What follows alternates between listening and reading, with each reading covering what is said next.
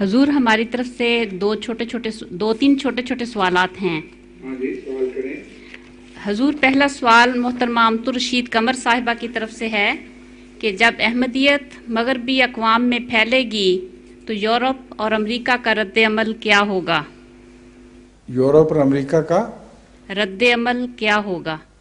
جب احمدیت پھیلے گی اور ان کو خطرہ ہوگا کہ یہ غالب آ جائے گی تو پھر وہ ضرور سخت رد عمل کا اظہار کریں گے، اور جس طرح پرسیکیوشن پاکستان میں ہوتی ہے ویسی نہ صحیح، کچھ نسبتاً کم صحیح، مگر جب خطرہ ہو کہ کوئی قوم پھیل رہی ہے تو اس کی پرسیکیوشن ضرور کی جاتی ہے.